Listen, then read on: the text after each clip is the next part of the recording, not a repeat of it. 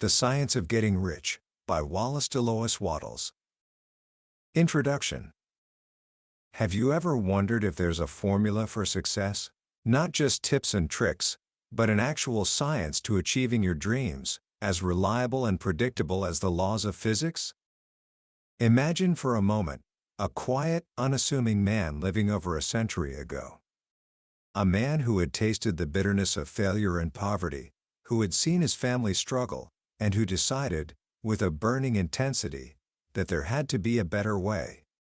He didn't have access to the internet, to podcasts, or to the endless stream of self-help gurus we have today. Instead, he turned to the great thinkers of history, from philosophers to spiritual leaders, searching for a common thread, a hidden pattern in the fabric of success. And he found it. That man was Wallace D. Wattles, and in 1910, he distilled everything he had discovered into a short, powerful book titled The Science of Getting Rich. Now, I know what you might be thinking. The title sounds a bit materialistic, maybe even a little greedy. But that's the first illusion this book shatters. What Wattles discovered wasn't just about accumulating money, it was about a science of living, of becoming more, of creating value, and of fulfilling your highest potential. This isn't just another forgotten book from a dusty shelf.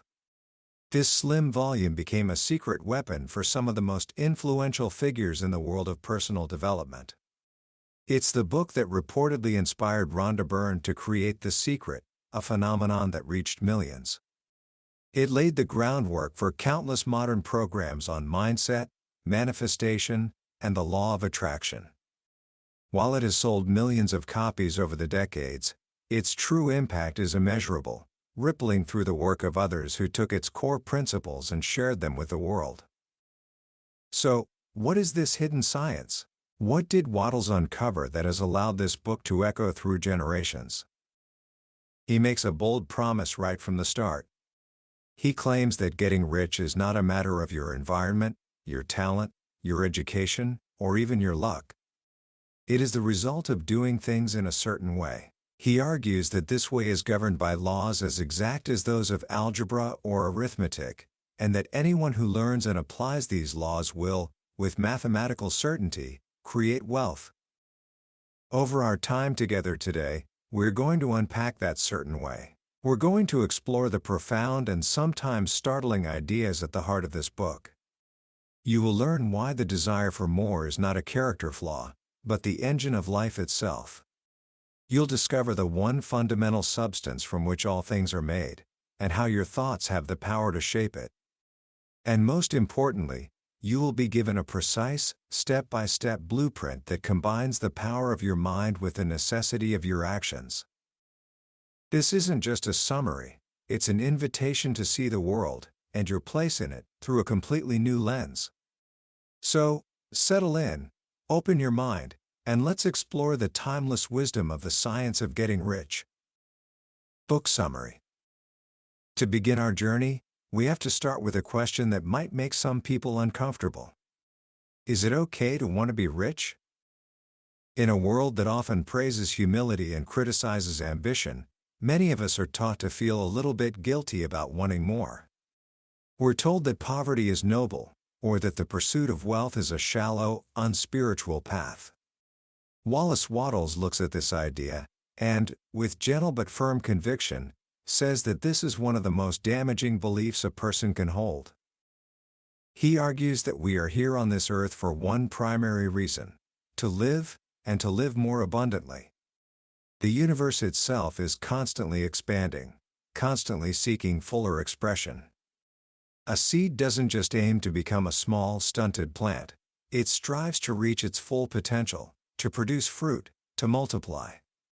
Life, by its very nature, is about increase. And for us, as human beings, what does a full life require? Wattles explains that we live for three core purposes: for the body, for the mind, and for the soul. Not one of these is better or holier than the others, they are all essential parts of a complete life. To live fully in body, we need good food, comfortable clothing, warm shelter, and freedom from excessive, backbreaking labor. To live fully in mind, we need access to books, art, travel, and the time to learn and grow. To live fully in soul, we need love and the ability to give. The most natural expression of love, he says, is giving, providing for our families, contributing to our communities, helping those in need. And how do we acquire the things necessary for this full expression of body, mind, and soul? In the world we live in, the answer is simple: through money. To be poor is to be denied the tools for living a complete life. You cannot reach your greatest possible height in talent or soul development if you lack the resources to explore, to learn, and to give. Therefore, Wattles concludes, the desire for riches is not a desire for mere possessions. It is the desire for a richer, fuller, more abundant life. It is the cry of our potential, seeking the means to be expressed. To want to be rich is to want to be all that you can be. And seen in that light, he says, the study of how to create wealth is the noblest and most necessary of all studies. This single idea is the foundation upon which everything else is built. If you can accept that your desire for more isn't greed, but a natural and noble impulse for growth, then you are ready for the first and most mind-bending principle of this science. So, if getting rich is a science, like chemistry or physics, then it must have fundamental laws. The first law Wattles presents is perhaps the biggest leap of faith he asks of us. He says that we must fundamentally change the way we see the universe. He asks us to accept this proposition: there is a thinking stuff, a formless substance, from which all things are made.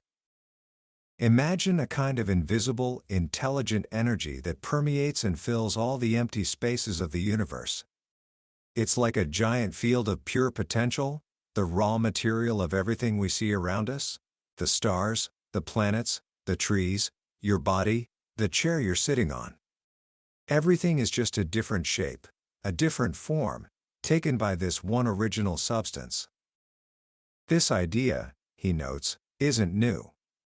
It's the foundation of many ancient philosophies.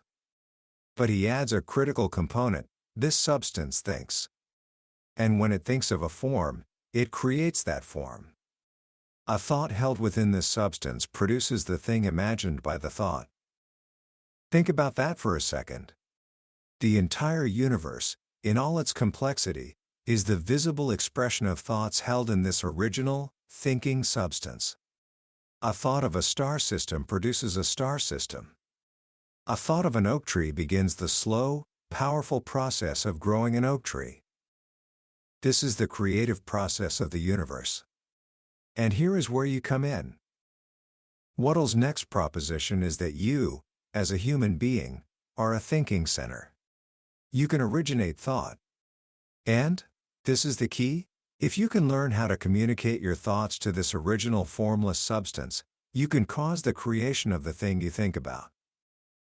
Let me summarize this, because it's the absolute core of the entire book. 1. There is a thinking substance from which all things are made. 2. A thought held in this substance produces the thing imaged by the thought. 3. You can form things in your thought, and by impressing that thought upon this formless substance, you can cause the thing you think about to be created. This is the first principle in the science of getting rich. It's a radical departure from how most of us view the world. We're taught to see the world as solid, fixed, and limited. We believe that to get something, we have to compete for it, because there's only so much to go around. Wattles calls this the competitive mind. The competitive mind sees life as a zero-sum game. For me to win, someone else has to lose.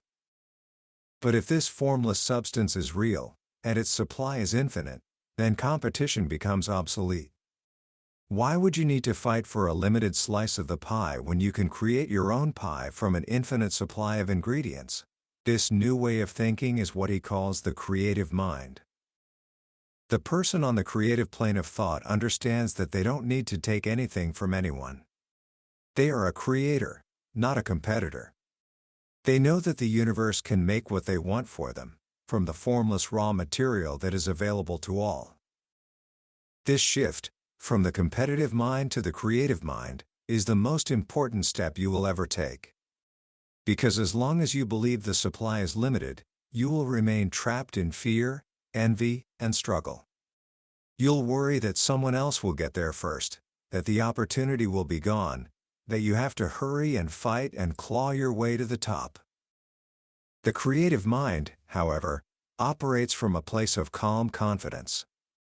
It knows there is more than enough for everyone. It knows that opportunity is not monopolized by a select few. Even if one path seems closed, the infinite intelligence of the formless substance can and will open another. The person who lives on the creative plane knows that what they create for themselves does not take away from anyone else. In fact, it opens the way for others to follow.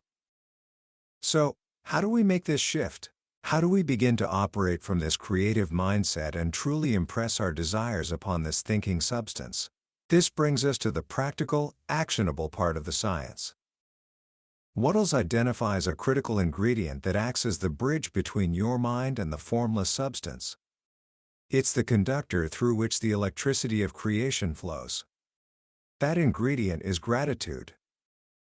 Now, when we think of gratitude, we usually think of it as a nice feeling, a polite thing to do. But Wattles treats it as a scientific law, as fundamental as gravity. He explains that the whole process of mental connection with the universe can be summed up in this one word. Here's how it works. When you are truly grateful, your mind is focused on the good that you have already received. You are acknowledging a source of that good. By consistently fixing your mind on this source, you create a harmonious relationship with it. He says that the grateful mind is always in closer touch with the source from which blessings come. The more gratefully you fix your mind on the Supreme, the more good things you will receive, and the more rapidly they will come. It's like tuning a radio. The formless substance is constantly broadcasting on a frequency of abundance, creation, and life. But our minds are often tuned to frequencies of doubt, fear, and lack. Gratitude is the act of consciously retuning your mind. It aligns your mental frequency with the creative frequency of the universe. When you are in a state of deep and continuous gratitude, your thoughts of what you want are received much more clearly by the formless intelligence. But there's another, more personal reason why gratitude is so powerful. It protects you from the greatest enemy of the creative process, doubt. The moment you allow your mind to dwell with dissatisfaction on your current circumstances, on the things you lack, on the poverty around you, on the struggles you face, you begin to lose ground. Your mind takes the form of these negative things. And since you are impressing your thoughts upon the formless substance, you will start to create more lack, more poverty, and more struggle. Gratitude is the antidote. It keeps your mind fixed on the best, even when you are surrounded by the worst. It prevents you from falling back into the competitive thought that the supply is limited, which he says would be fatal to your hopes. So, the first step is to cultivate a habit of gratitude for every good thing that comes to you, and to give thanks continuously. This keeps the channel open. With that channel established, you are ready for the next step, forming a clear and definite vision. You cannot transmit an idea unless you have it yourself. Wattles is very clear on this point. It's not enough to have a vague desire for more money or a wish to do good. Everybody has those desires. To set the creative power into action, you must know exactly what you want. He tells the story of a man who wanted to improve his home. The man didn't just have a general wish for a nicer house. He went through his current house, room by room, and formed a clear mental picture of all the improvements he wanted. He mentally added a bay window here, a new room there. He planned the furnishings. He built a complete, detailed image of his ideal home in his mind. This is what you must do. You must form a clear and definite mental picture of what you want to have, to do, or to become. This picture must be held in your thoughts constantly. It should be the North Star that guides you, the port toward which you are always sailing.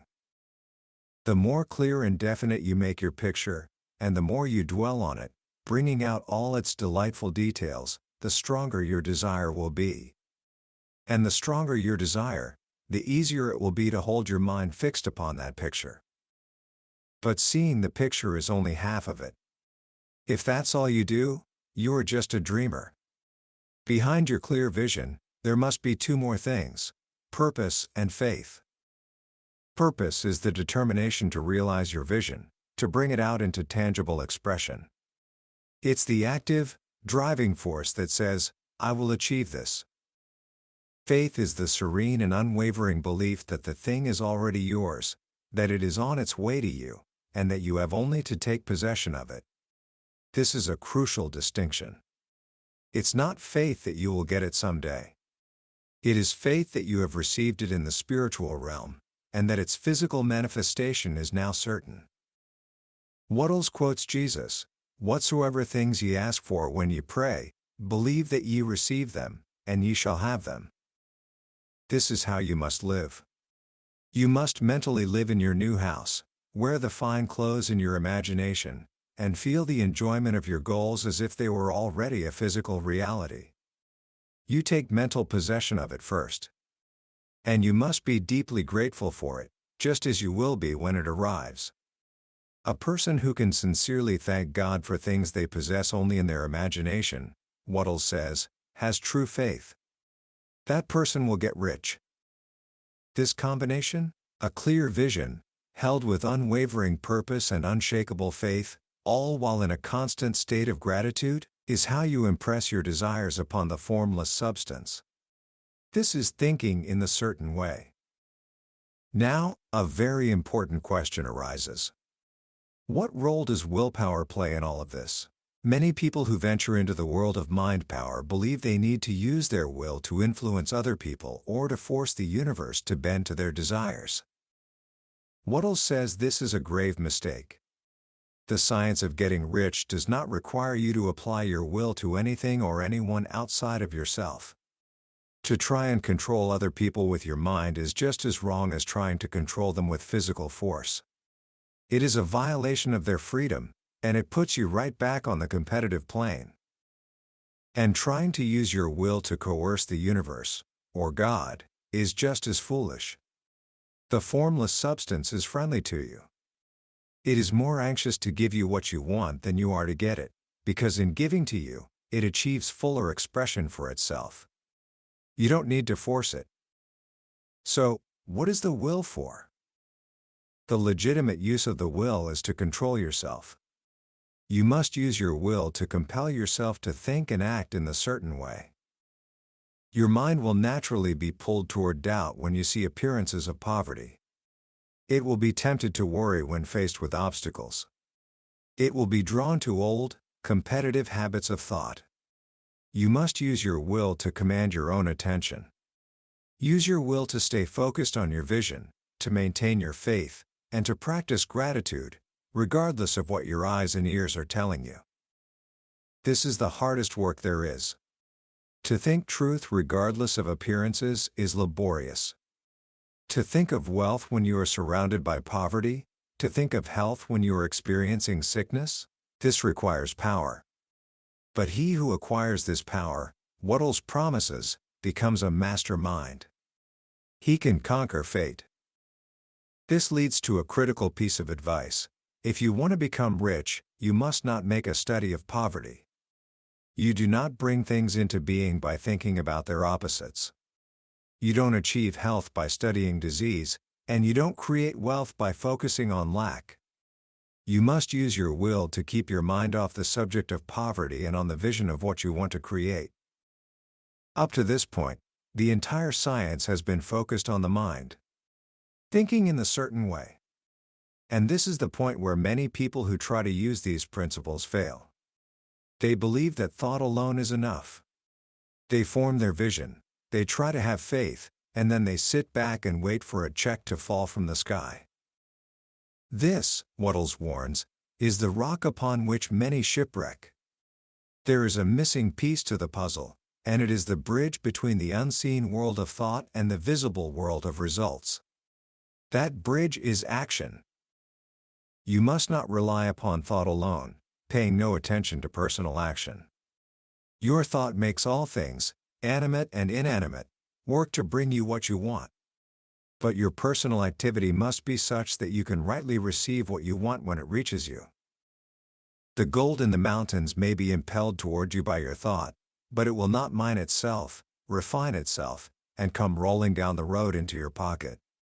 The universe works through people, through trade, through commerce, and through natural channels.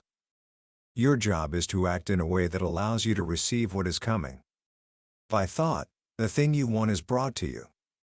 By action, you receive it. So, what kind of action is required? This is where the science gets incredibly practical. Wattles lays out 3 simple but powerful rules for acting in the certain way. First, you must act now. You cannot act in the past, and you cannot act in the future. The only time you have to act is in the present moment. If you are ever to begin making ready for the reception of what you want, you must begin now. Don't wait until you get into the right business or the right environment. Act where you are, in your present business, with the people and things in your present environment. You can only act where you are. Second, you must do all that you can do each day.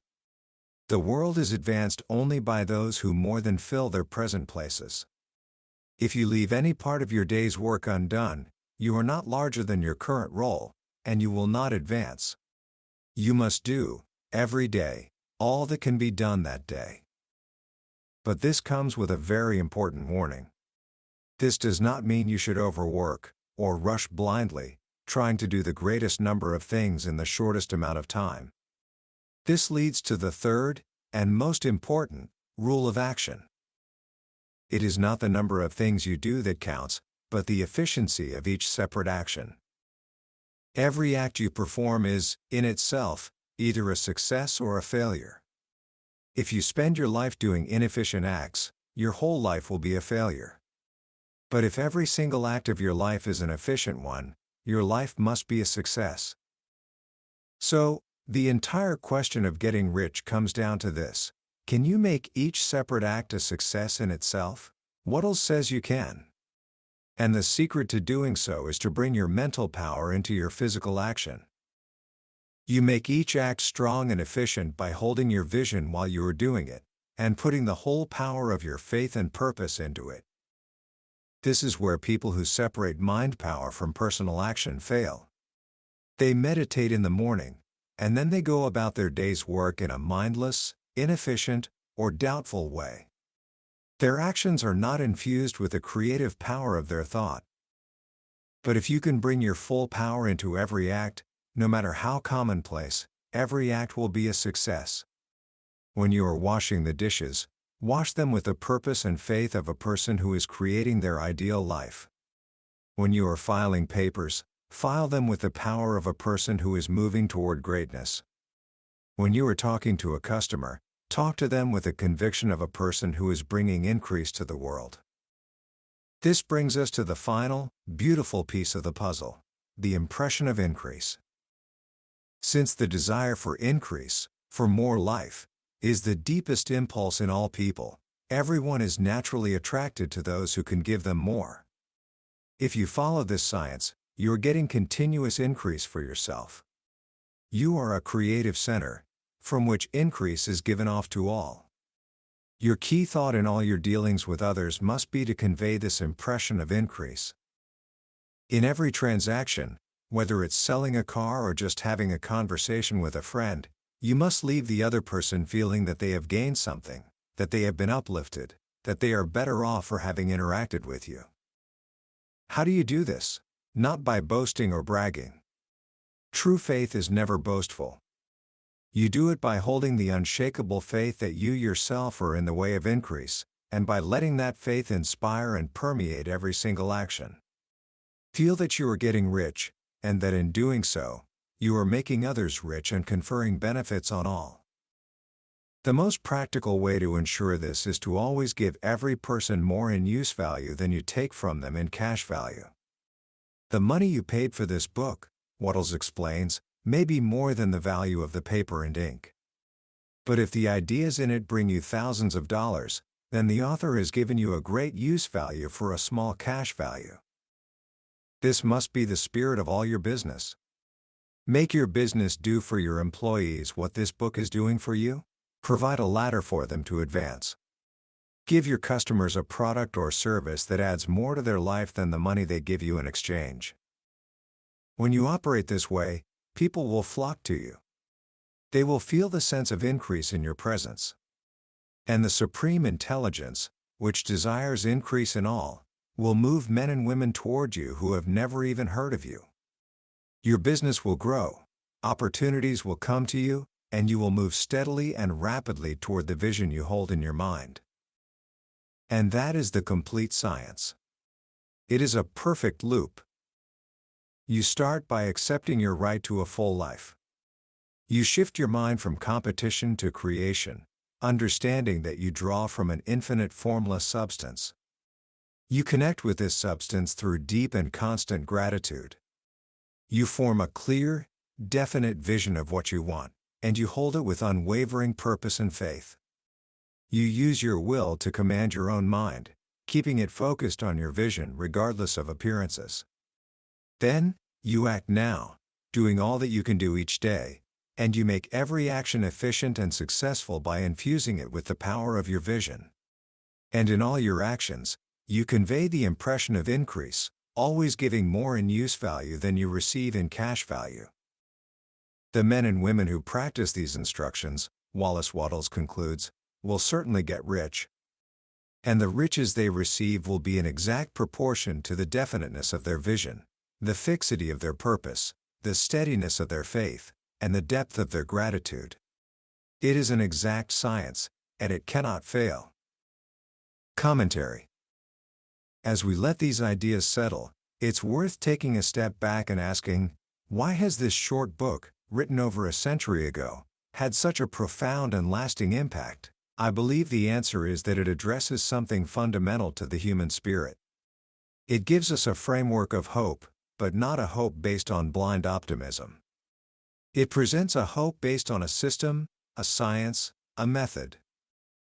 The most powerful lesson, for me, is the radical shift from a competitive mindset to a creative one.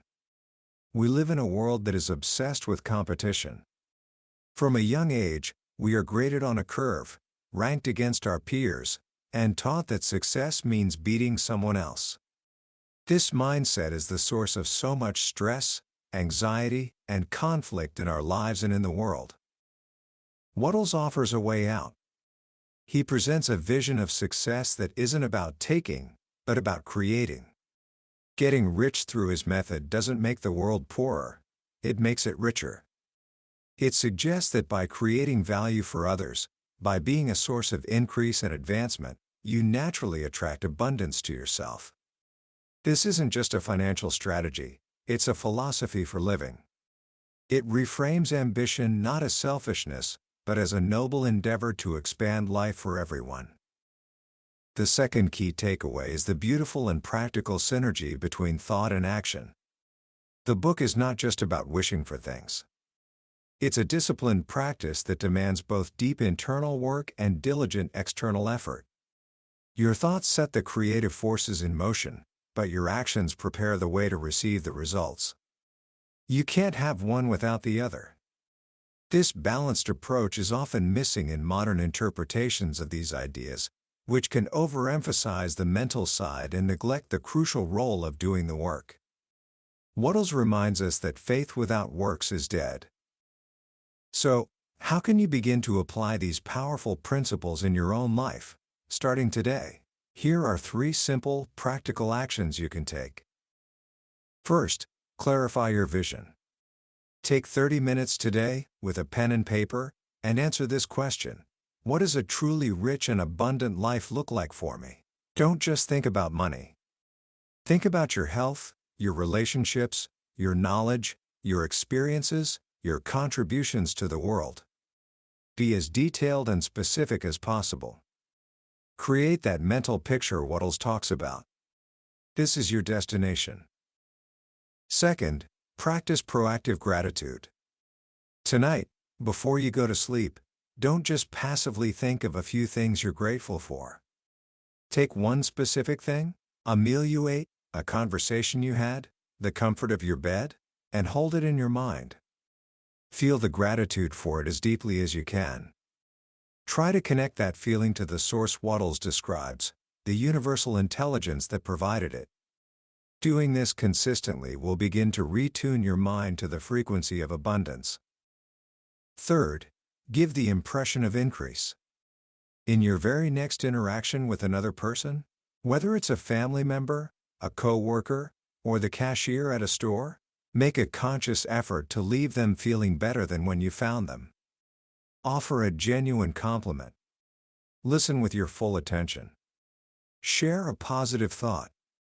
Put the principle of giving more in use value, or in this case, emotional value, into practice. This small shift can begin to change the entire dynamic of your relationships and your environment. The science of getting rich is more than a manual for wealth. It's a guide to living a life of purpose, power, and contribution. It teaches that you are not a victim of your circumstances, but a creator of them, and that the same power that created worlds is available to you, right now, through the thoughts you think and the actions you take. That was a summary of The Science of Getting Rich by Wallace D. Wattles. We've certainly covered the core principles today, but I'll be honest with you. A brief overview can only ever be a map. It can show you the territory, but it can't give you the experience of walking the path yourself. The real magic happens when you engage with the book directly. It's in the quiet moments of reading, when a particular phrase or story resonates with you in a way you didn't expect. This summary is designed to be a signpost, to help you decide if this is a journey you want to take. If anything we've talked about has sparked a sense of possibility within you, I encourage you to grab a copy. Reading it isn't just about learning. It's an experience that can genuinely change the way you see yourself and your potential. The link to the book is in the description below.